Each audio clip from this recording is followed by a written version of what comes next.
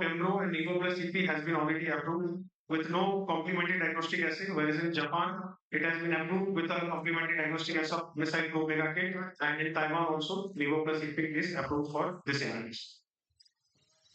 Now, coming to the second drug, that is the anti-RK inhibitor, that is larotrectinib. This is, as you can see in this waterfall plot, that it has been efficacious regardless of the tumor type, from infantile fibrosarcoma, soft tissue sarcoma, thyroid cancer, salivary gland, lung, breast, melanoma, colon, pancreas. So you can see basically covers a wide range of tumors.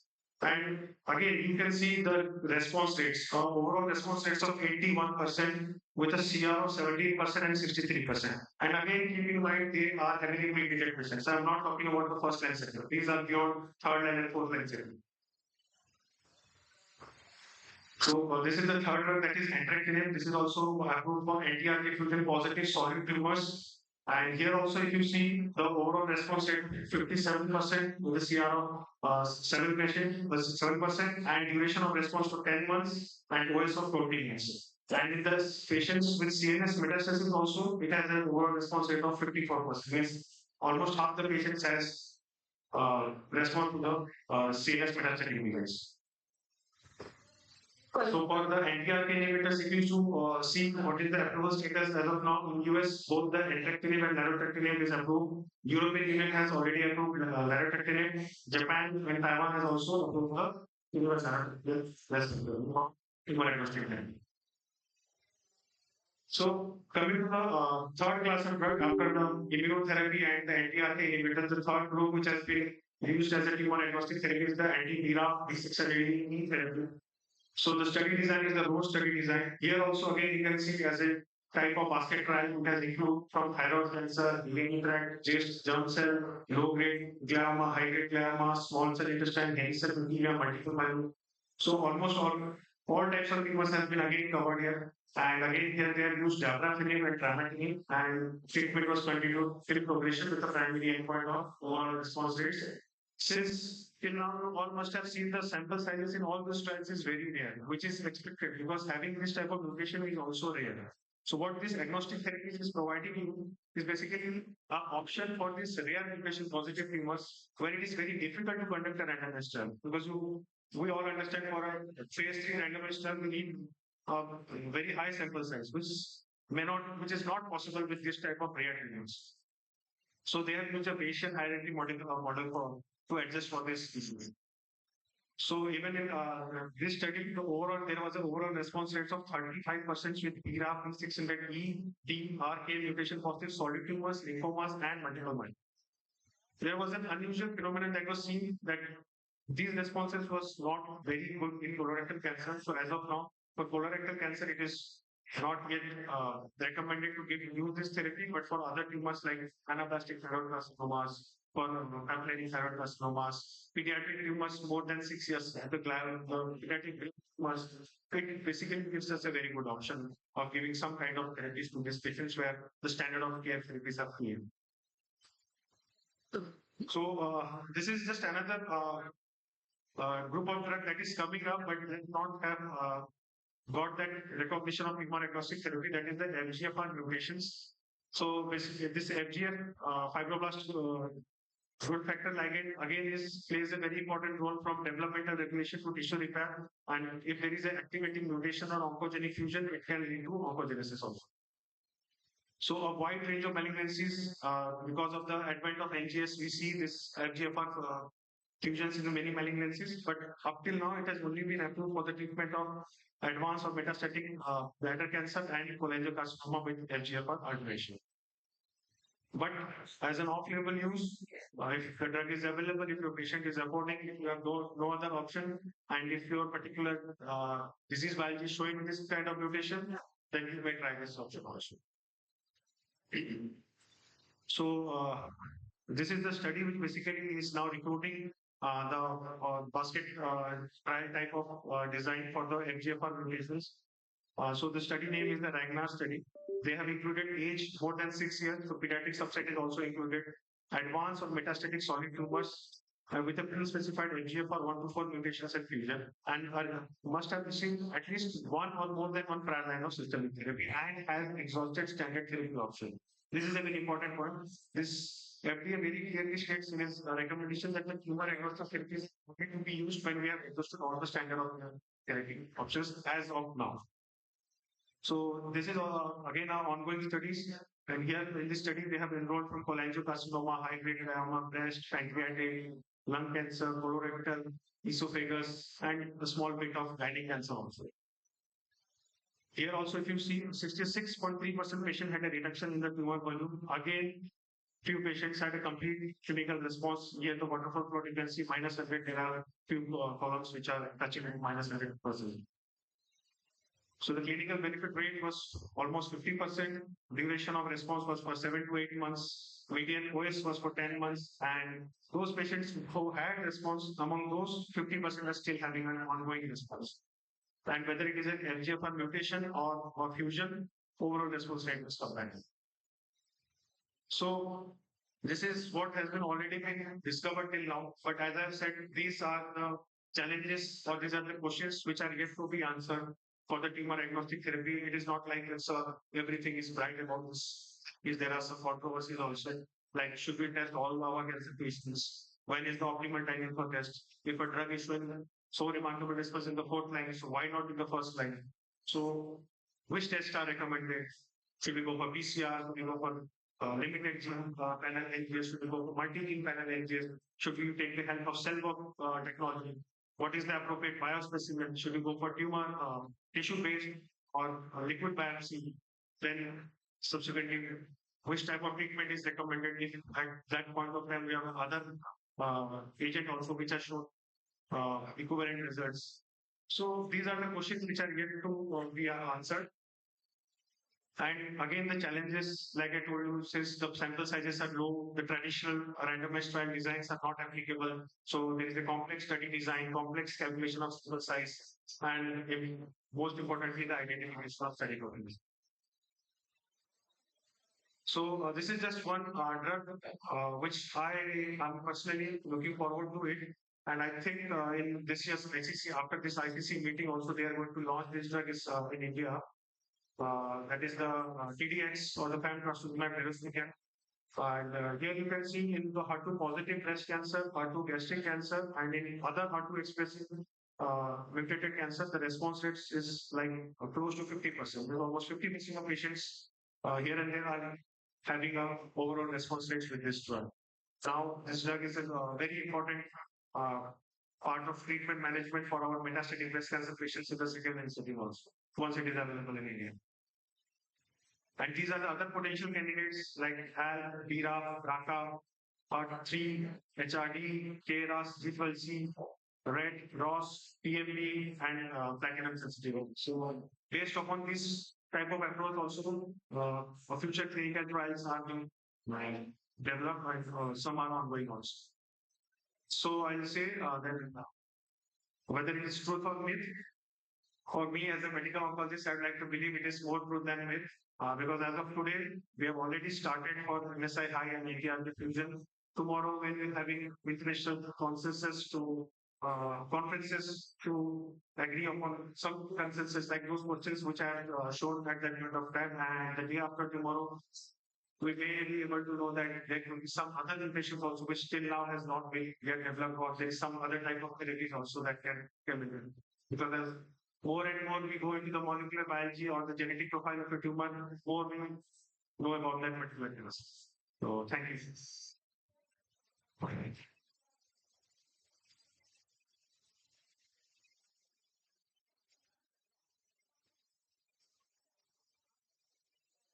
Very nicely told by I think so. The future of when for the message, what's the message being? You search for the quotation when there is instance for disease or what you go at the outside. Yes, sir. So my message will be if your disease is responding well with the standard of care therapy, it is okay. But if you are suspecting your standard of care therapy is not responding as it should have responded, for example, if you're a lung cancer patient, you start osmotic and your patient is progressing within 2 months, despite taking AG confirmation, then please go for NGS. See what is the mechanism of resistance. The NGS is the answer. Yes, NGS is the answer. Is all gone. And depending upon the NGS, you have to change your treatment also. For example, there is an upcoming approach In the metastatic breast cancer PR positive patients, where they are seeing, like, if you have started your patient with CDK4/6 inhibitors plus letrozole for a metastatic MBC patient, and you do a NGS testing and you find out, yes, one mutation.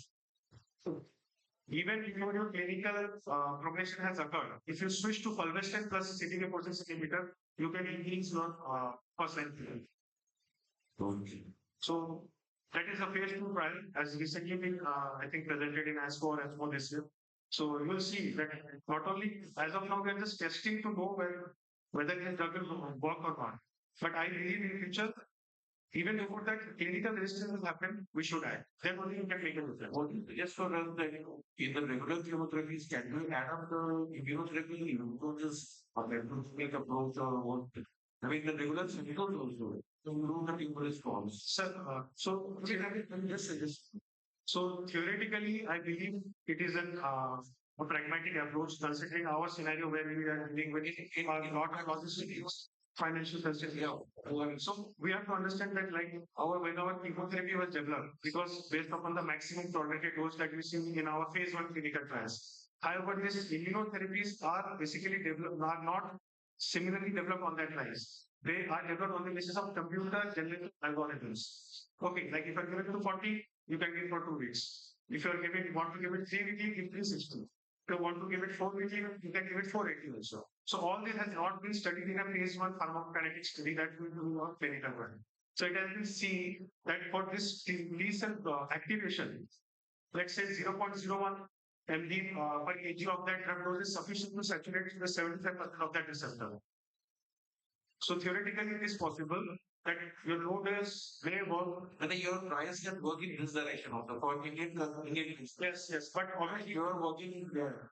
obviously, sir, since we need trials for that, I don't think pharma. So I understand, sir, we cannot do it in an off-level basis. I need our patient as guinea pig for that. I need a multi-sector collaboration and a very well-designed clinical trial also. Because many of the trials which have been And data should come from our country, yes, not as the Western country. yes, and West is not going to go for low dosage drugs. Sir, हमारे देश के लिए Yes, sir. So it's Modi ji कह रहे हैं हमें गरीब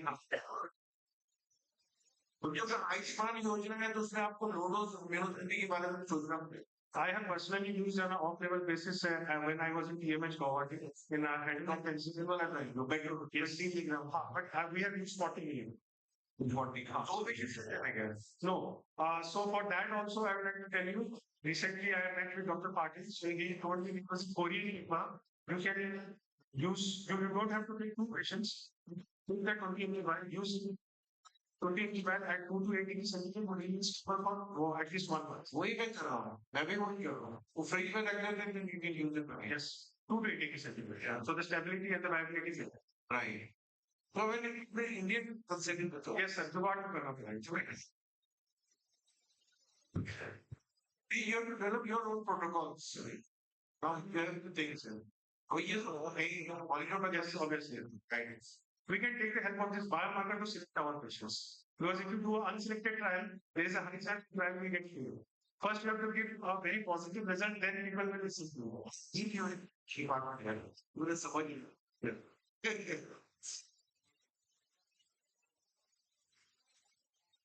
Sorry. Is about the first grade. Yes, sir. Now it is 100. Yes, yes, sir. So for metastatic colorectal cancer, our paradigm has now been shifted, and our approach is like whenever a patient comes to me, I first think whether it is MSI high, then he goes the immunotherapy way. If it is MSI stable, then our routine capox, bevacizumab, and rituximab. Yes. But only thing you should remember, if your patient has a very heavy burden of disease, 1/3 of patient there is a chance of hypertension. So not only the MSI high, you also have to look for the disease burden. So I would request you in those type of patients, please combine immunotherapy with chemotherapy. Use the backbone of chemotherapy to prevent that.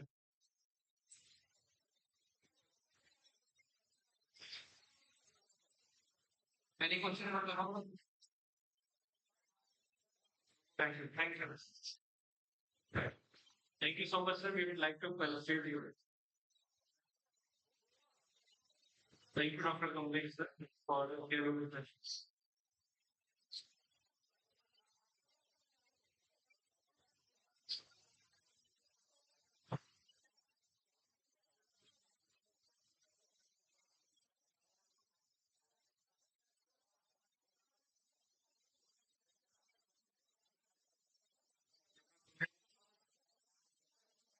Thank you so much for sharing this.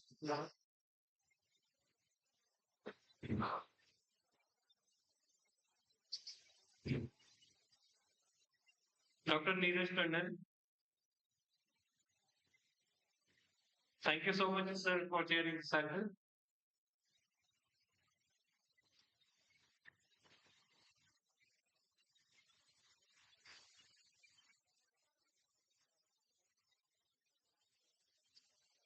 Dr. Ashim, thank you, sir, for sharing this cycle.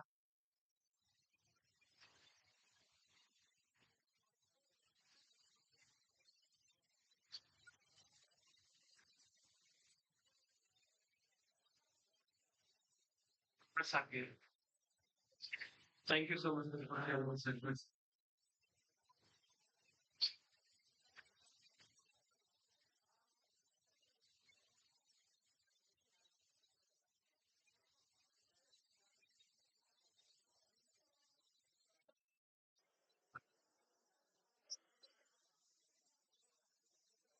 So, plan you go to this with chat. So, I would like to invite moderator, Dr. Saurabh Mishra, Director of Medical Oncology, Fenderman Hospitals, Lucknow, for the discussion topic, role of NGS in oncology, state-based tuberculosis discussion. To be the panel part will be Dr. Saraj Singh, Professor in Head Radiation Oncology, RML Hospital. Dr. Shubhram Singh, Director of Surgical Oncology, Fenderman Hospital, Lucknow. Dr. Shashank Chaudhary, Consultant Surgical Oncology, Sahara Hospitals, Lucknow. Dr. Amit Pandey, Consultant Medical Oncology, Apollo Hospitals, Lucknow. Um, thank you.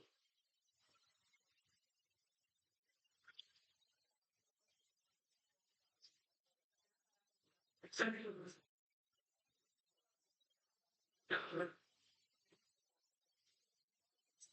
Right, Janet?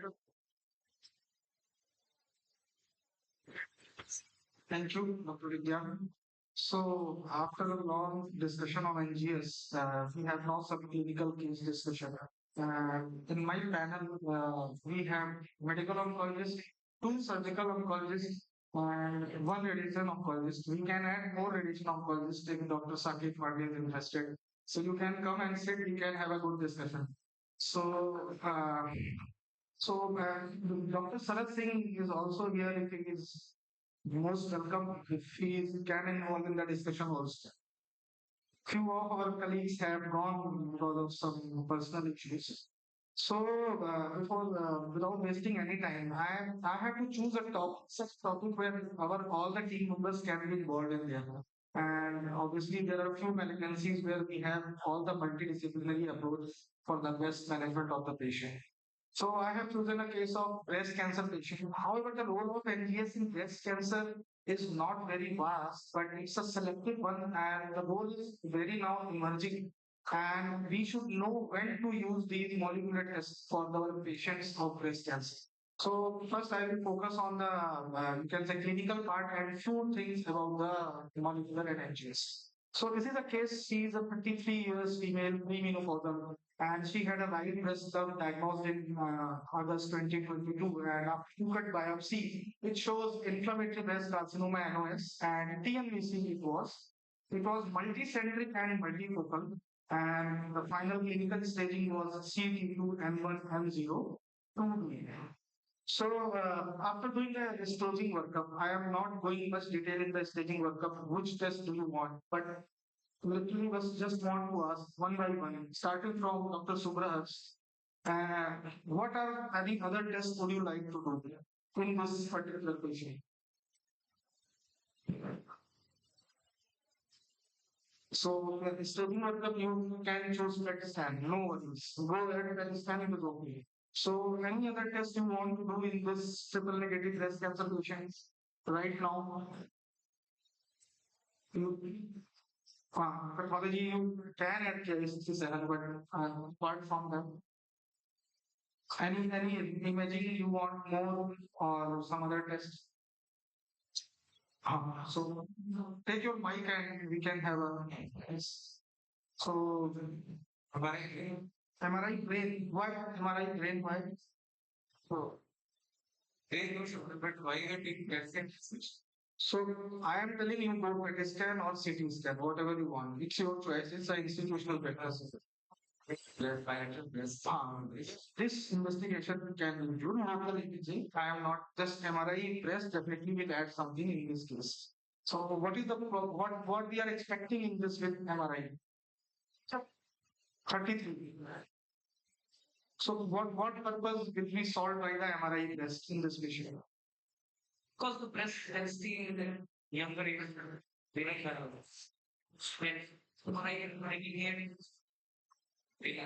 How will it change your management? if what is actually multi opt for the MRM or we can decide what to do. Only this is the subset of pieces of. So Dr. Yes, yes, you want to add? I think we have to look for the other big contributors also in this case. So I think very small diseases we can better begin on my guess. Yes, fair point made by both the surgeons that okay, we have to plan a surgery. Which surgery we can plan on? Definitely, second best also we need to see in a young patient. She is a triple negative patient and fair chance. So over to Dr. Amit. Any other test do you want here apart from MRI, apart from whatever we have already there? Any other tests upfront? You know, the presence of any metastatic That has been ruled out. That's period. It was PNC information on distinction. Humanity participation is also required. Along with we can think of the case experience. Okay, so now the topic here that you go for selective BRCA testing. Okay, the point is what is the significance of that? It will be a prognostic as well as predictive now in present scenarios. So do you go for selective BRCA testing or do you go for NGS panel BRCA testing? Means that will include some other markers also. So how does it affect in the management, whether it's the prognostically or family, whatever you want? What is your purpose in doing NGS versus focused BRCA testing? Actually, if the patient is affordable, then we definitely want to say this.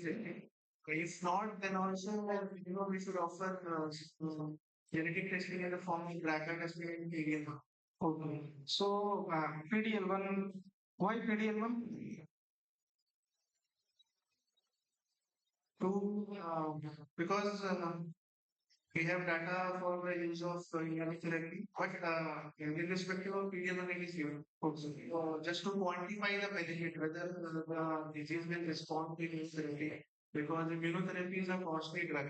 And so we have to tell patients whether on the basis of score, and we will be more confident in telling them that yes, your score is high, you will be more benefited from immunotherapy. So actually, it is not recommended, but ourselves to counsel patient regarding immunotherapy. So my question to surgeon and radiation oncologist. Answer is yes or no. Will you go for NGS testing or not? Yes, one by one. First surgical oncologist. Yes. Okay. So that is illegal to do as well as signing on that especially for just These module pathology and imaging. Okay. I think I think must be reserved for medical setup. If in case further redevelopment. So your answer is no, and No, I can go for okay, okay, I agree. And Dr. Vijay, similar answer. They have not recommend the patient. Initially, they will go for the practice, we can consider. But directly going to the just other part, I think I see them. so point well taken. Here the recommendation says and the consensus says that we should go at least germline BRCA1, BRCA2. In triple negative, we don't need sometimes a broader NGS panel because that is not going to solve the purpose. But the thing is, the BRCA testing is important. Which platform do you go for testing the BRCA platform? So there is a thing that we will discuss in next few slides. So keep in mind when to order the BRCA testing and what type of BRCA testing we should order right now. Because there is a panel platforms where we should order because the BRCA mutations are smaller and larger both, and we have to detect both. In this case, whole we will see that in the later report we get the same thing. So here is the BRCA testing was done and it came out to be negative from any lab. Now, question is one after seeing the stage. The question is, Saurabh, what is the answer that question? What is the next test we should go for? Or you have answered question? What is the answer? that is the germline vector testing you should go. Should go for Germline vector testing. in multifocal units. Anywhere. It is a triple negative. And in triple negative breast cancer less than 50 years, then we should go for BRCA testing. This is a recommendation. No, this is a recommendation. This is a recommendation. Yes, yes. Upfront vector testing you can. No, no rule. It is a now worldwide consensus. Okay, which trials for this? NCCN and ESMO guidelines, every guidelines are supporting this. So basically, we have to go for upfront record. Germline BRCA testing, yes. We should go Because because of the age limit or not? no, it's just clear written if less than 50 years, strong recommendation. You have informed. So Multifocal units. it doesn't matter why we are doing BRCA testing because we have to give a maintenance therapy to that patient. Once the patient will be operated upon, once the report will be there, we have to give a maintenance treatment to those patients who are BRCA positive. Benefit. There will be a benefit. I will show you that what is the Olympiad trial. There is a great, very good trial of total therapy of 1 year after surgery. If germline BRCA is positive, you have to give PARP inhibitors for 1 year. So that is recommended. So now question is, what do you prefer in this patient? Surgery versus NACT? What will be your choice here in this case scenario? So NACT from surgeon, medical oncologist, I think NACT, radiation oncologist, NACT. So what purpose you are getting with NACT? Because it is a operable disease, I think. So why to consider NACT? Why not surgery of French? Sir, in some there are some microbes, inflammatory disease, and there is some microbes. So NST is the treatment of choice. So, you all have gone with whether it is helping in OS benefit or not. If we give NSCT followed by surgery or upfront surgery that is operable TNBC followed by adjuvant chemo. So does it increases the overall survival or not? But cases are early breast cancer, then we can go for a surgery. If it is a locally advanced country, then we go for an radiation. I think But it is handling in a locally advanced. so. It's a nuclear advanced cancer, CT2L1, but it's operable. But it's still in triple negative. You want NSCT followed by surgery. Yes, sir. So all members are agreed? Yes, sir. Okay, so purpose is yes, Dr. Amit and Dr. Vijay both. Actually, for with NACT, first this is and the pathological CRI, and on the basis of that, there is implementation regarding tailoring of the therapy. So we can use that thing in further treatment of the patient. And pathological CR is also associated with increased overall survival. So, right, Dr. Vijay, yes. There's a trial from Japan, PATX trial. Mhm. So if you see the recommendation, if being an N1 positive disease, Mhm. giving NSA and then doing surgery, we can know what gross residual disease is remaining post chemo. And based on that, we can further plan for the claim site for this patient. So the point is that once you give NACT, we can assess the PCR, and if there is a PCR, the disease-free survival is increased. It's not the overall survival, but the DFS is a surrogate marker for overall survival. That's why the recommendation is obviously that in NACT in triple negative, where there is a locally advanced or more than T2 disease, we can go with NACT followed by other things. Right. So the question number two is whether you, I mean, for medical oncologist, you go for only chemotherapy or you do the combination of immuno plus chemotherapy as a new adjuvant treatment in this patient. And do you need any support for using immunotherapy in those patients or not? Yes, we have evidence from keynote study, which says that addition of immunotherapy along with chemotherapy results in more pathological complete response rate. And they also include utilization of adjuvant chemotherapy also. So in this patient, considering young age and TN status, I will definitely go for immunotherapy along with chemotherapy. Okay, so practically how many patients are able to take immunotherapy in your advanced setting? Actually, practically speaking, so number is very less. So it's not, it's an irony that overall in India, only 3% patients are able to take immunotherapy, including all indications, even in metastatic setting also. So the recommendation right now clearly says if patient is candidate is triple negative, he should go for a chemo plus immuno if possible. That is a better way to treat in the neoadjuvant setting. So, despite of what the PDL1 value, it doesn't depend upon PDL1. Whatever the PDL1 value, it responds to these combinations. So, okay, fair enough. So now coming to how will you assess the response? Now you have completed the immunotherapy, chemotherapy combination. Refer back the patient to surgeons. So the question is to surgeons that what imaging, how do you assess after anesthesia of patient, the response assessment? So initially you did PET scan or CT scan with MRI for this patient. Now after completion of chemo, you know what would you know the test of choice? For we will go for a MRI since because it's a young patient, we have done a KI, which is I will not go for a PET scan in this way. If you are going for MRI bilateral breast, then we can repeat bilateral breast MRI bilateral breast for imaging for anyone. Okay. Patient one, patient one disease to the move of this. You know, right?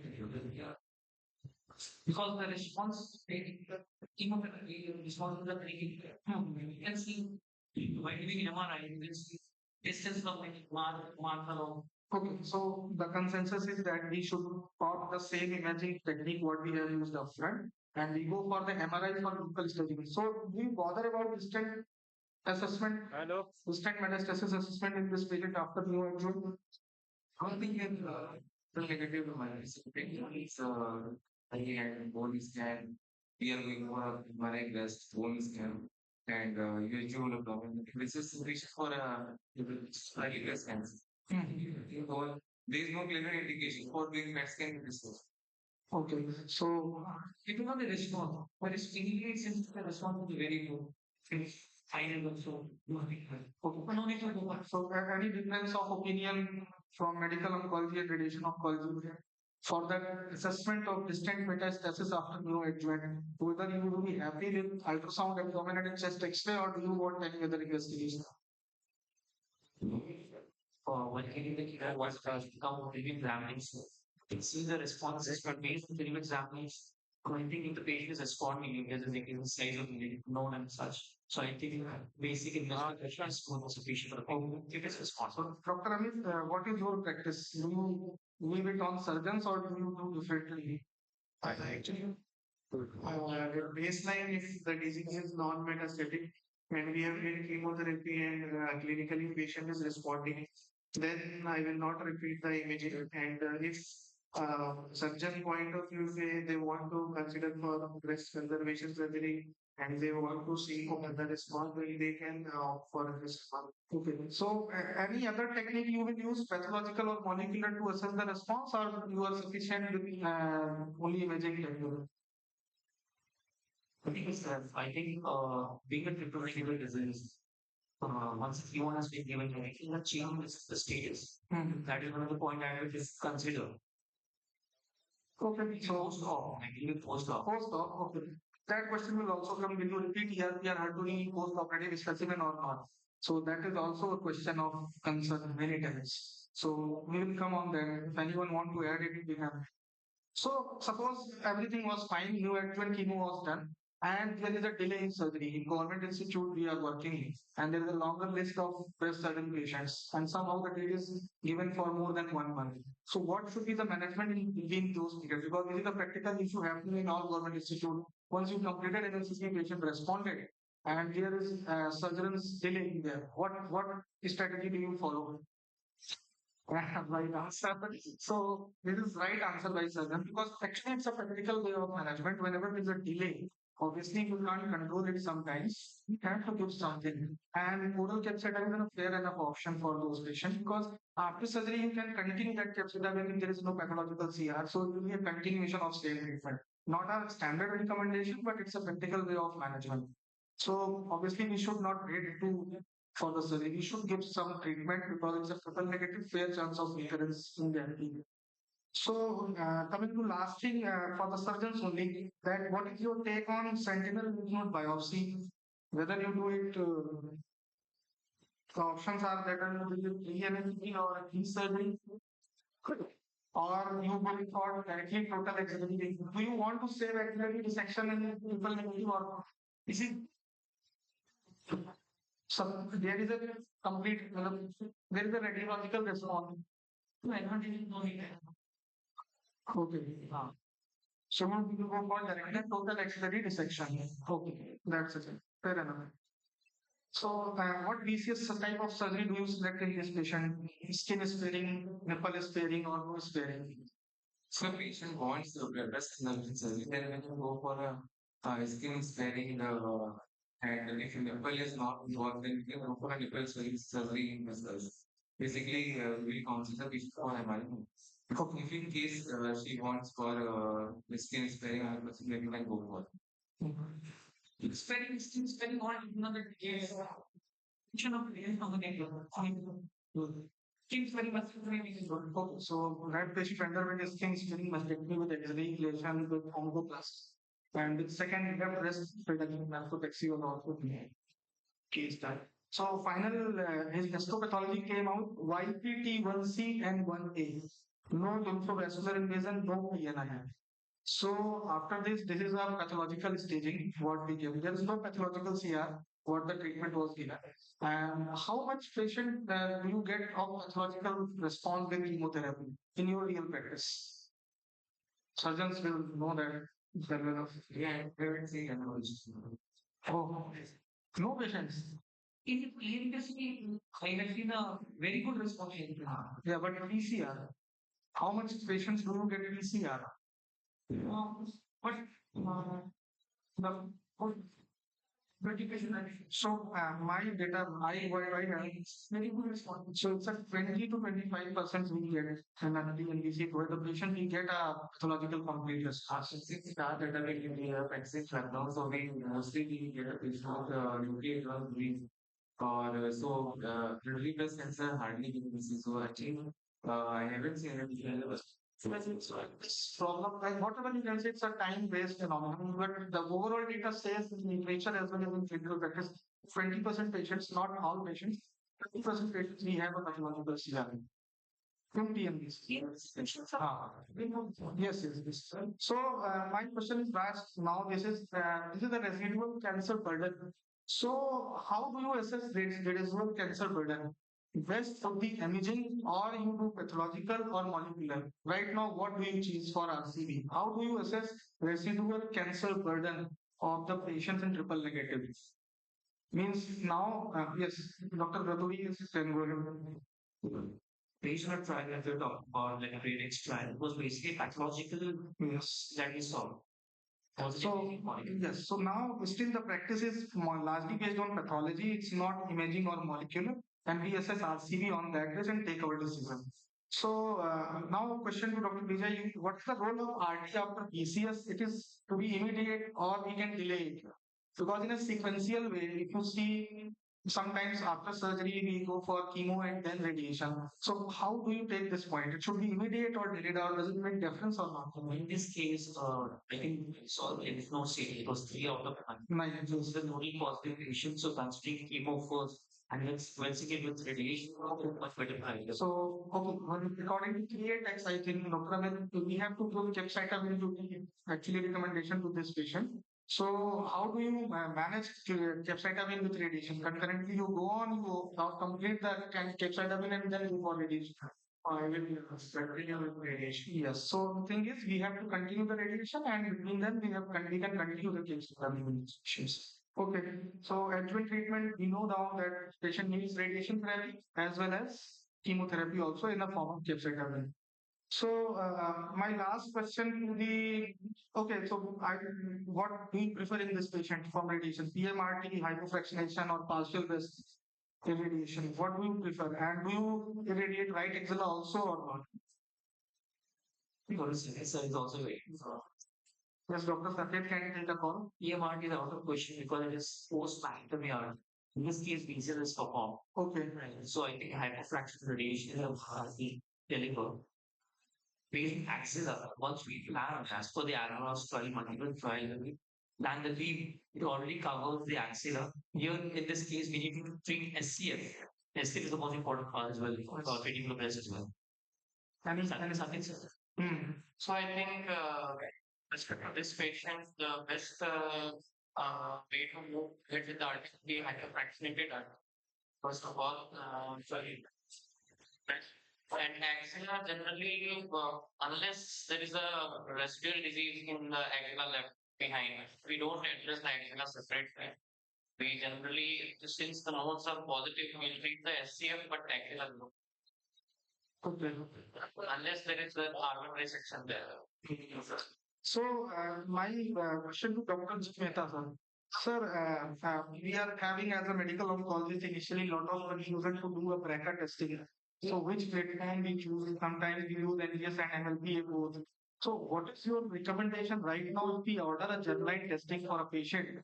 Because I have seen a difference in the reporting pattern. Once we do a pattern, we can get some mutations more. And even the based on the platform of NGS also what we use in different labs, there is a difference. So what is your final line for this that we can recommend it? We can have much like this, but yeah, I mean, a combination of NGS is usually good because long years will be picked up by the LLPA.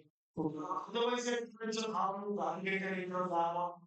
If you went to different NGS platforms, you have some variability in detection of risk. So the same patients are initially done by some lab from India that has shown no BRCA mutation. But same patient when the test was done, they have taken the sample to KCC and they done chemistry back. They found a mutation in BRCA that was inversion, BRCA1 inversion. So they recommended a level 3 evidence for using adjuvant laparotomy in these patients. So how the change of treatment happens, and this is what I want to emphasize that NGS is now mattering in the patients of management in the cancer patients. And definitely we need a better platform to detect all the mutations so that the patients can be benefited the most. Otherwise, we can lose some patients where we can give them benefit. So we should be very selective and very you can say vigilant to choose the NGS panel and what platform we should order the NGS. So thank you for all this and wonderful session, I think. And now closing. Thank you all panelists and Dr. Vijay Mehta. Thanks. So I want this place. Okay, have talked so much about immunotherapy. Yes. Yes.